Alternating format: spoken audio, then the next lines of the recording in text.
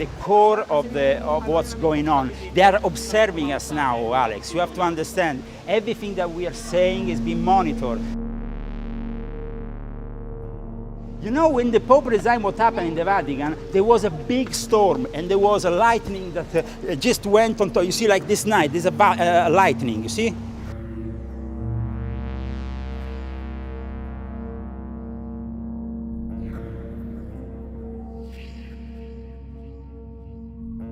Experts from the Vatican themselves admitted there is a very close link between pedophilia and Satanism. Then they used to have these ambulances, these fake ambulances parked in front of Termini station, and they used to pick up these young Romanian kids, 14-year-old kids, and bring them directly into the Vatican. So basically, ciao. So they might tell us something, don't worry. But we will try to be the most diplomatic possible, because they are our friends, you know. Sì, nessun problema. Piazza non si possono. Sì. We are here in Rome. My name is Leo Lion Zagami. I was born here on the 5th of March 1970 in what is known as the Vatican Hospital par excellence, which is the Hospital Gemelli where John Paul II used to go. I was born within this Vatican background, so I'm here actually talking about what I know best, which is my city and my Catholic background. It's power, and it's pure power. It's a pure power structure. That's what O'Brien says in 1984 when he's torturing Winston. He goes, "We're the priest of power. We're total pragmatists. There's nothing we follow but trampling and being trampled upon." There was once an American, I don't want to say who, a film director who came here, and basically we filmed something in a church. When they actually thrown us out of the church, the guy said, "But I believe in Jesus Christ." You know what the Vatican guy said? "We don't care about Jesus here. This is the Vatican." This September 2015, is very important because the Pope Francis, is arriving in the United States of America, and is doing this officially for the first time to hush up the world government with his speech in Congress, with his visit at the United Nations, with what is really the conclusion of 500 years history of the Jesuits taking control of the Vatican. The Jesuit order was born 500 years ago with Ignazio Loyola, and since then it became the most powerful order in Christianity. Now they have their own Pope, even if they were kicked out from the Vatican for a brief time.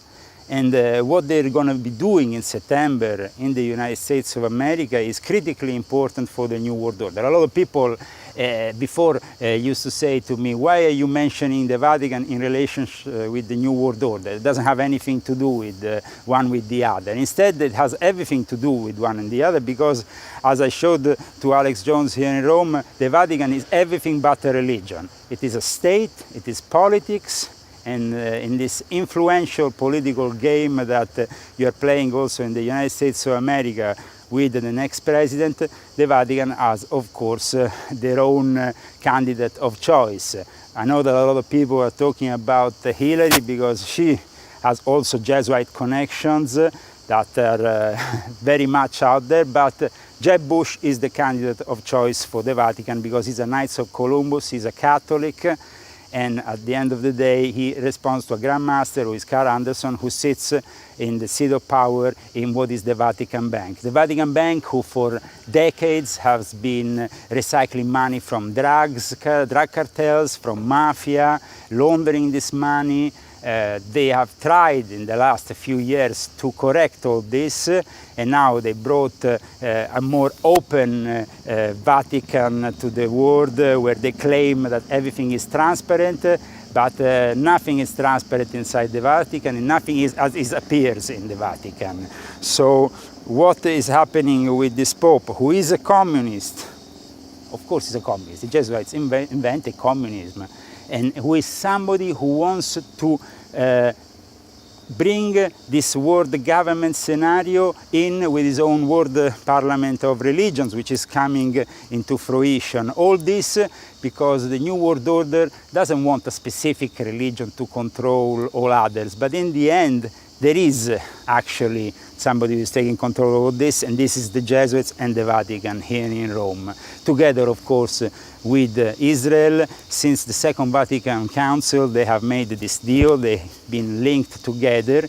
And so that's what I'm trying to denounce for many years, that there is critically important to understand what happens in the Vatican to then understand the rest of the New World Order, including the Club Bilderberg, because the Club Bilderberg came into Rome not so long ago, a couple of years ago, to have a very private meeting, and it was actually some news coverage was done, but nobody really knows what they were talking about.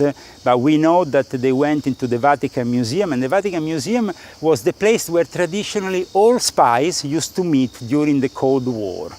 So this is also something that maybe not many people know, because they think the Vatican Museum is just a touristy place. No, amongst the tourists, it was well known that you can always find a spy there, and that information between intelligence agencies will be exchanged within Vatican walls in the Vatican Museum.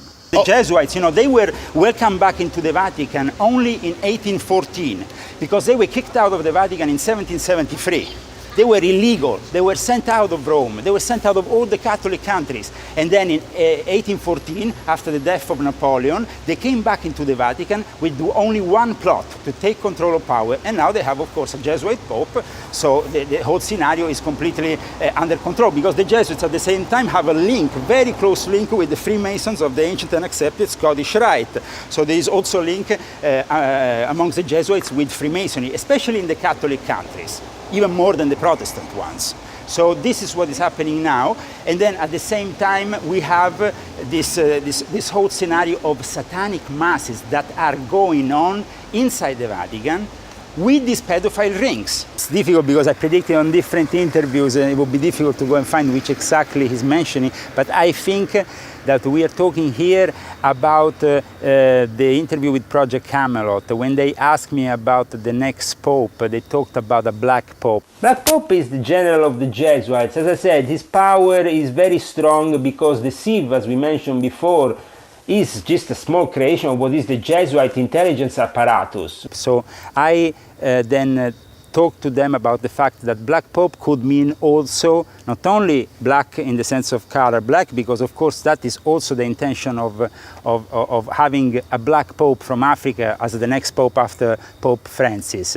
But also Black Pope is the name, the code name that they give to the general of the Jesuits and to a Jesuit even becoming Pope. So in a way, this prophecy of the Black Pope relates to Pope Francis. And there is more than one prophecies, apart from the prophecy of St. Malachi, that we don't know if they were written by Nostradamus or whoever, but there is many prophecies that relate to this day and age and what's happening in the Vatican. We have two popes. It's the first time in a long time in history, the second time, like we talked earlier with Alex about it.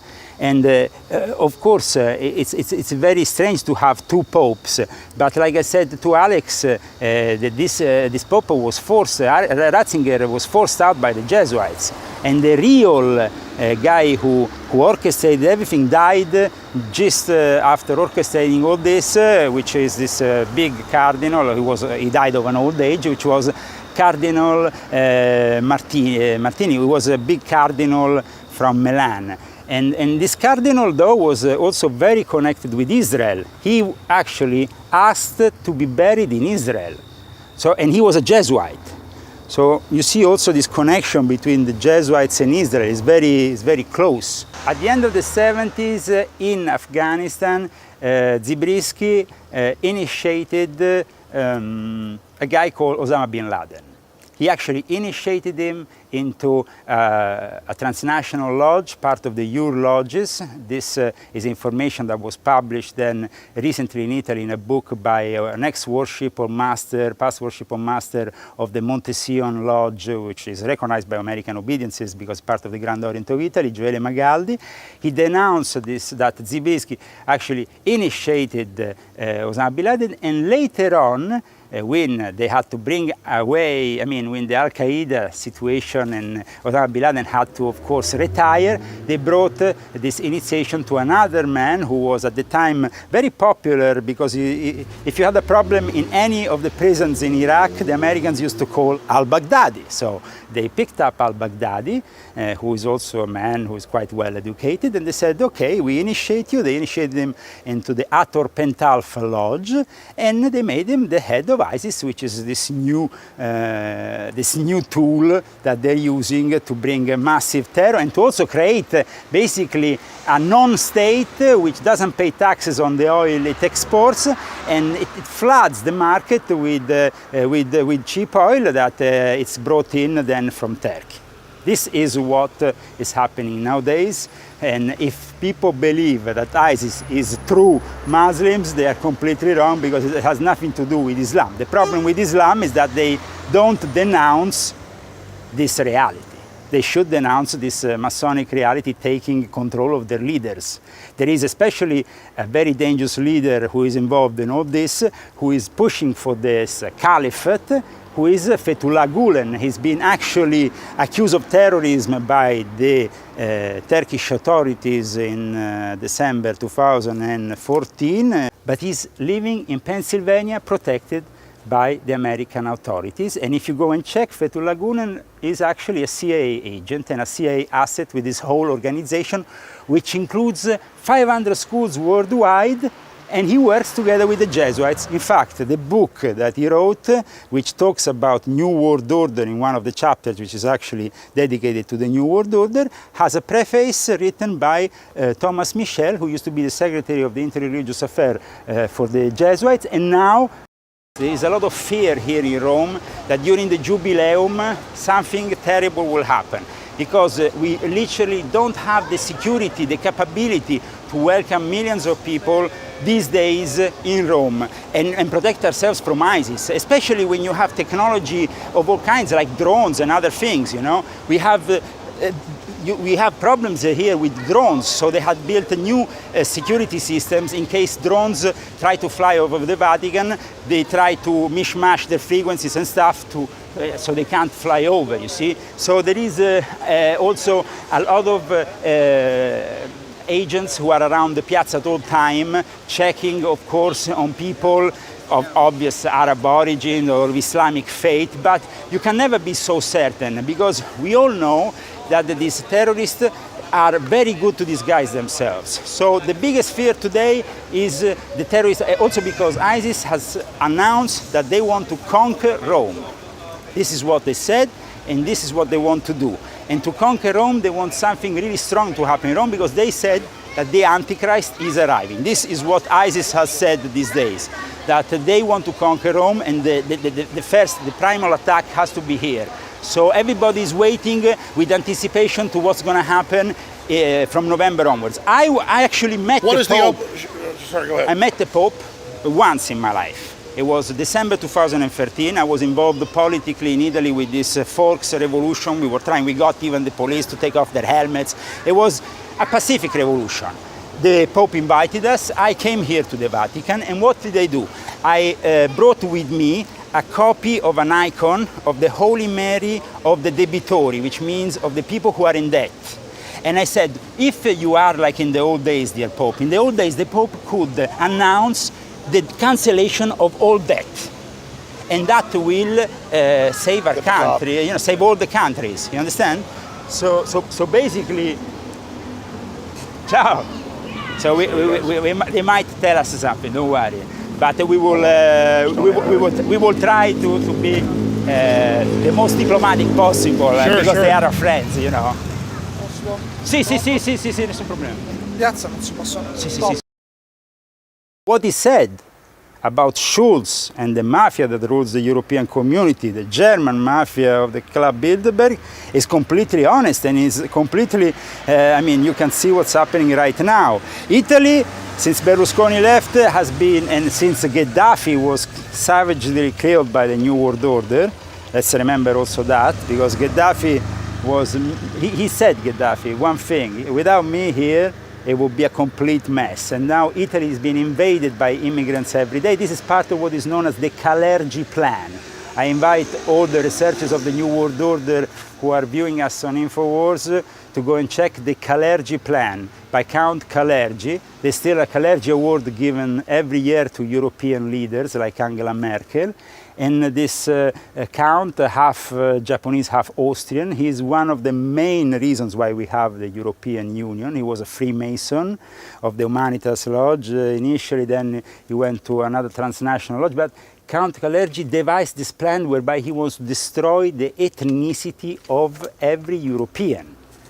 He wants Europe to not have anymore their own single ethnicity. And that's why they're pushing all these immigrants to cross the Mediterranean and come into Europe.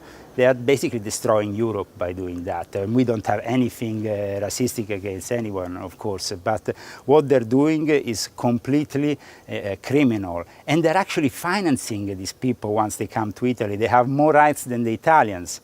They give them houses, they give them hotels, they even give them 30 euro a day so they can buy and pay for the mobile phones, for their things. I mean, they're treated better. There is no social security here in Italy, but still, these immigrants have everything. So Italians are, of course, getting more and more mad every day. And this is all because of the Kalergi Plan to destroy the ethnicity of Europeans. We are going now to, in front of the headquarters of the Jesuits.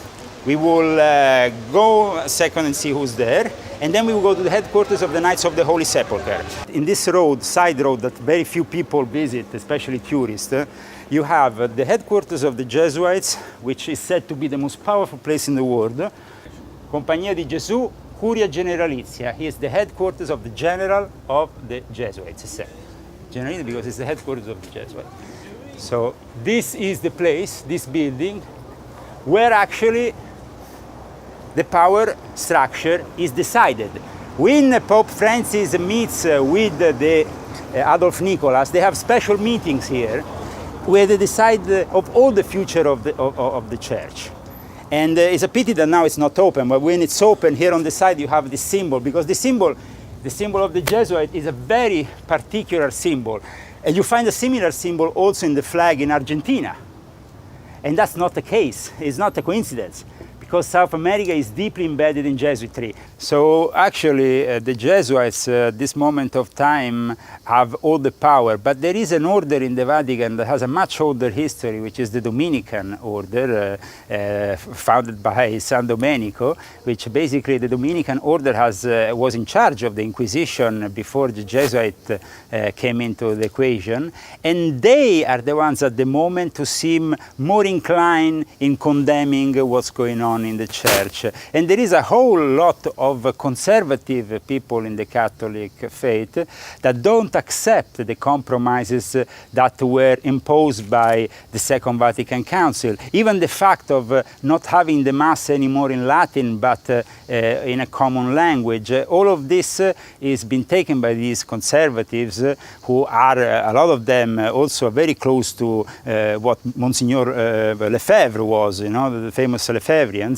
but others are simply conservative Catholics that don't accept what the Jesuits are doing to the Church and what the Catholic Church is becoming these days, the home of relativism, the home of anything goes, and so the cults that are also judged as dangerous for the Church are eliminated. Like, for example, lately the Medjugorje cult, the visions of the Holy Mary that went on in Yugoslavia for a long time, in the ex-Yugoslavia, now they are been basically casted out of the Vatican as just nonsense, because they are not useful anymore to the cause, and they could actually damage the Church, because with these prophecies of that they came up of the Church being in decline and all this, they don't want to hear all this anymore. In 1999 there was a priest called Marinelli, not to be confused with Marinelli, the general who was in charge of the security in the Vatican for a long time.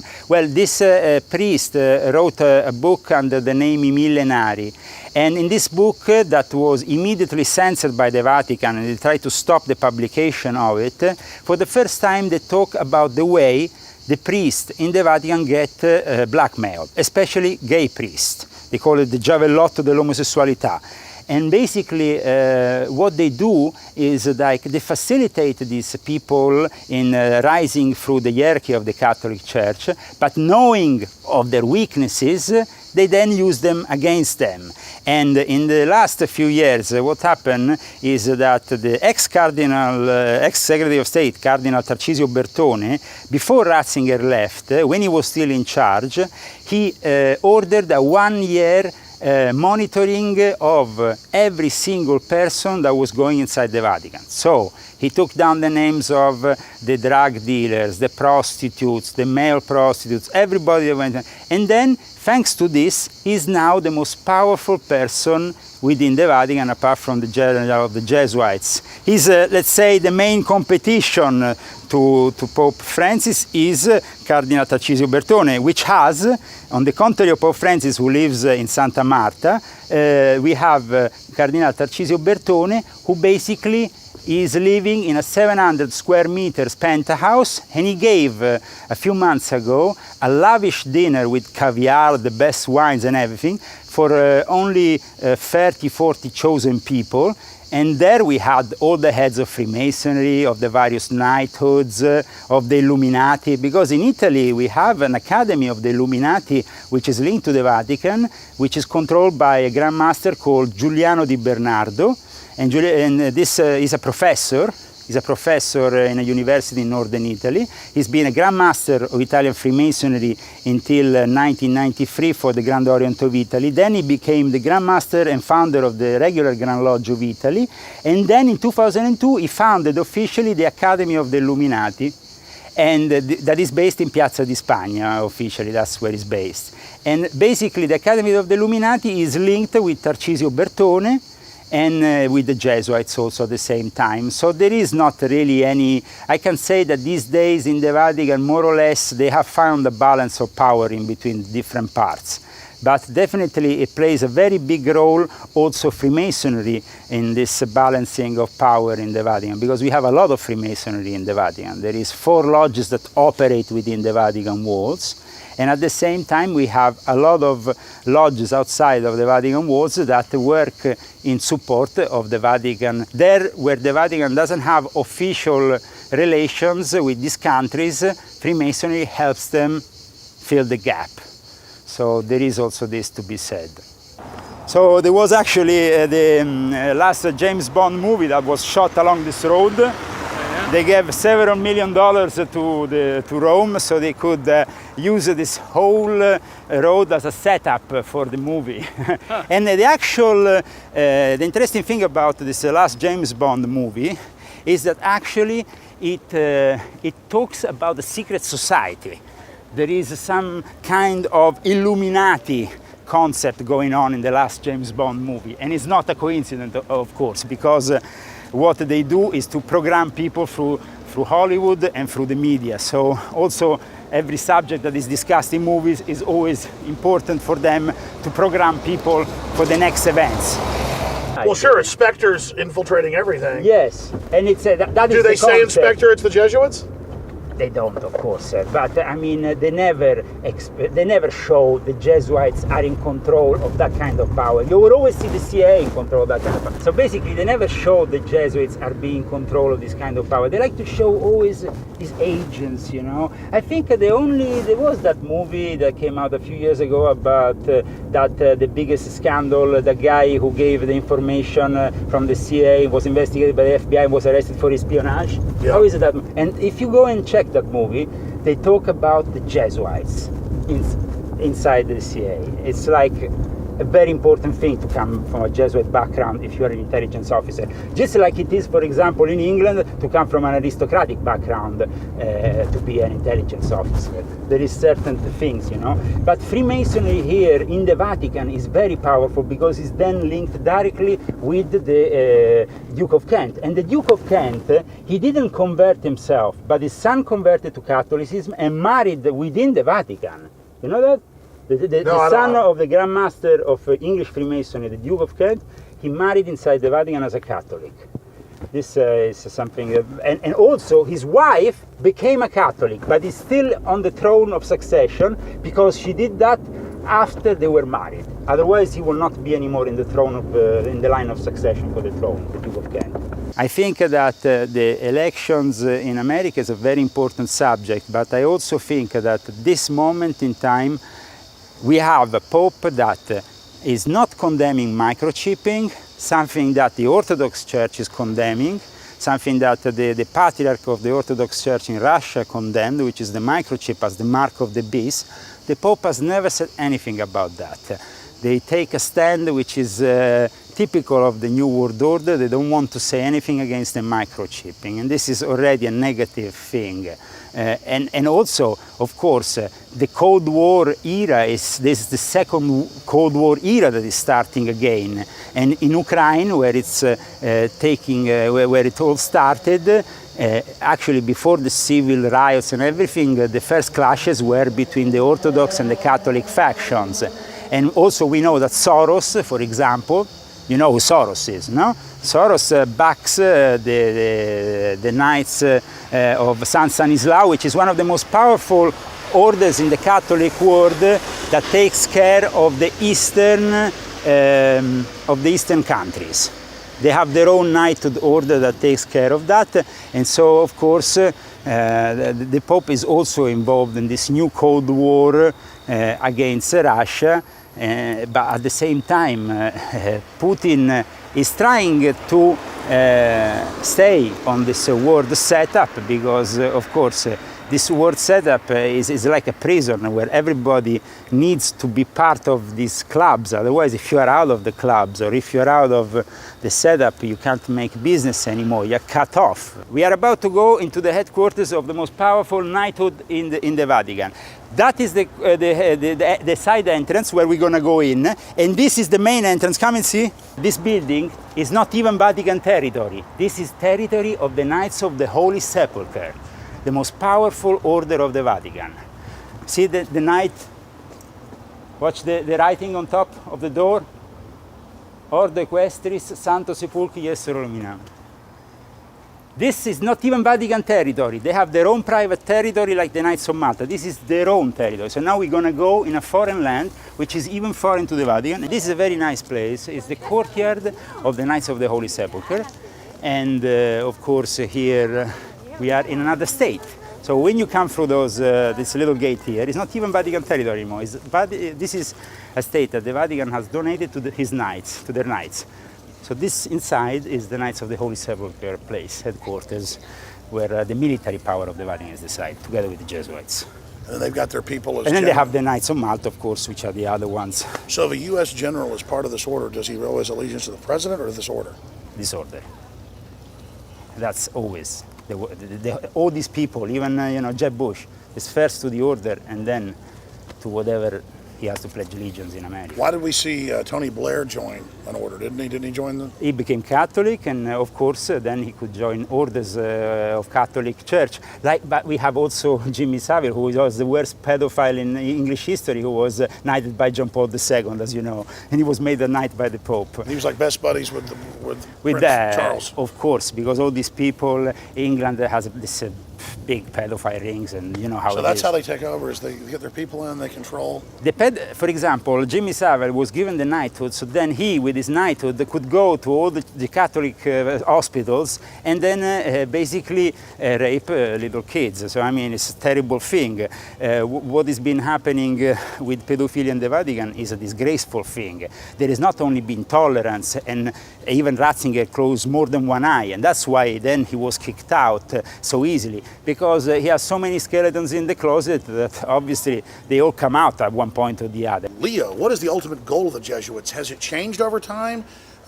Explain how it was founded to us and where you think it's going, because you've been proven to be pretty accurate so far. Well, the Jesuit order was founded by St. Ignatius Loyola. He was actually arrested 5 times by the Inquisition before he became he could actually open the order and the Company of Jesus. So what happened is very interesting, because Ignatius Loyola was actually accused of being a magician, somebody who was well versed in hypnotism. And what he did as soon as he established his order was to send off to the east his missionaries, so to become really powerful, because he made strong alliances with China and Japan back in the days that still to this day are considered like very important for the Jesuits and for those countries. So in the extreme east. When it comes down to the Jesuits, their ultimate goal is to protect now the church from the last decline that they were falling into, you know, with this trap of pedophilia, also with the economic situation, because apparently the knighthoods have big debts. And especially the Knights of Malta have some very huge debts that have not surfaced yet. So all this emergency, in this emergency situation, the Vatican basically had to pick up this situation. The Jesuits are basically, their ultimate aim is to control and to have power over the church and over the intellectual property of every symbol on the planet. They are actually, the Jesuits, by being so linked to the intellectual establishment, to the universities, it's there where they create the leaders of the future, and it's there where they don't care about Christianity. The ultimate goal is to have a new world order with a one-world religion that is the same for everybody. Under collectivism. Yes. And then they're tax exempt above It's the law. called relativism. Recently, the New York Times and all the American media have talked about the decadence of Rome. The city is disgusting. It's literally falling into pieces. And that's because we have a communist mayor who is called Marino. He is what we call a catto-communist, which is basically another Vatican agent, and he's ruining the city. He's just not taking care of it, and he's in front of the eyes of the whole world. So Romans now see people defecating in full daytime in front of Termini station. There is people, actually yesterday they filmed somebody taking a bath in front of the parliament inside of one of the fountains. I mean, we are talking about complete decadence, and this is what they want to do. They want to make this city fall into pieces and destroy the whole of the magic of what Rome used to be, which unfortunately is very sad for me as a Roman. Action. So the last few days I also let Alex into the variety of perversions that mingle and spring around the Vatican, let's say, no? They are part of this Vatican decadence, of this obvious Vatican decadence. For example, the gay lobby has their own meeting points, and the gay lobby in the Vatican has even a website, which is of course very secured, for gay priests. And they meet up at this library, the Feltrinelli Library in Piazza di Spagna, at the religious and philosophical section, every day around 8 o'clock, and then they go from there to what is the biggest gay sauna in Italy. But this biggest gay sauna in Italy is actually built in a building which is a property of the Vatican, and of course the building is also was bought by Cardinal Tarcisio Bertone, which is this character we just described, who is very powerful these days in the Vatican, and we call the Pink Pope. When it comes down to the sex cults in the Vatican, they're very important, because when it comes to sex cults, the link then goes directly with pedophilia and Satanism.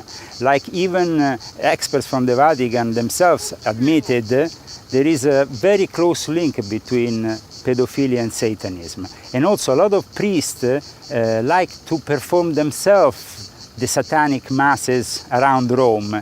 And they perform them in the area where usually the Pope goes on holiday, near Castel Gandolfo, in the area where you have also Lake Nemi, in those forests around there.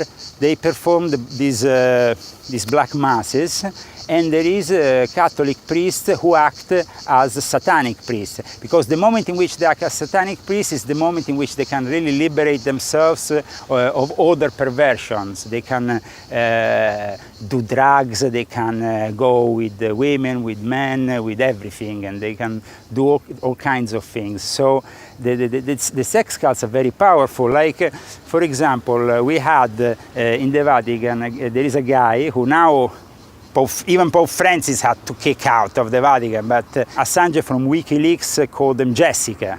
That's his code name. and he was basically the master of ceremony for Pope Ratzinger, and he himself celebrated these really strange masses and rituals with drag queens present, just before going to then celebrate Mass with the Pope. This is and then there was a big scandal. There was a big scandal actually that went on and went into the news in Italy for a couple of days, when they discovered that near the Termini station, where now CNN is making all these documentaries lately to show that there is prostitution from these new arrivals, from the, like the immigrants that get arrived in Italy, that they are bringing into Italy.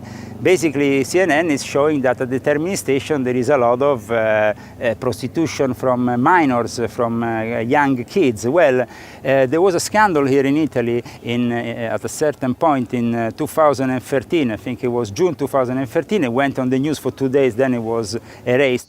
They go into this My Bar and in these places around the Termini station to pick up these young kids. And then they used to have these ambulances, these fake ambulances parked in front of Termini station, and they used to pick up these young Romanian kids, 14-year-old kids, and bring them directly into the Vatican. This was, unfortunately, what is going on, and what I talk about also in my book, because, of course, this is stuff that came out in the news, there is a lot of evidence, and then the only thing is that at an international level, the media don't talk about these things, they don't report these things. So I'm trying to report on what is being silenced by the international media, and thanks to Infowars.com, we are finally reporting to you today. The media will never tell you the truth, so you have to rely on people like Infowars to give you the truth, and also on books that can provide facts, evidence, not fiction. And this is one of these books. Leo Lion Zagami, Pope Francis the Last Pope ?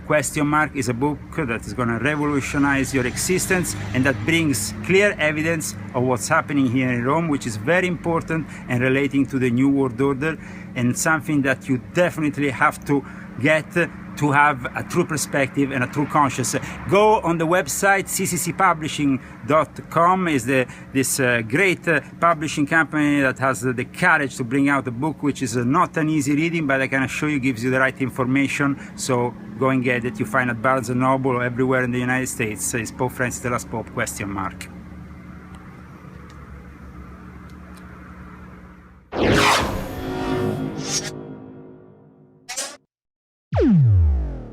Globalists have controlled the mainstream media for a long time, but now they're expanding, making the weaponization even more vicious and deceptive. All the major networks are state-run. We are partnering this year with the NFL. The NFL has become a political weapon against the Second Amendment and pushes Obamacare. MSNBC tells us that our children belong to the state. We have to break through our kind of private idea that kids belong to their parents or kids belong to their families, and recognize that kids belong to whole communities. The brainwashing media machine has been turned up on high, and it's time for humanity to double down on the true people's media and strike back against the tyrants that are destroying our civilization with their lies and fraud. We are the resistance. You are the resistance. You are the info war. It is more important than ever to realize that we are not the alternative media. We are the true media. The establishment dinosaur press is dying. We are in an information war, and we are losing that war. Join us at InfoWarsNews.com and PrisonPlanet.tv. Members can share their memberships with up to 11 people. By subscribing, you will literally be buying war bonds in the info war to expand our operation in the face of the tyrants. Join us at PrisonPlanet.tv.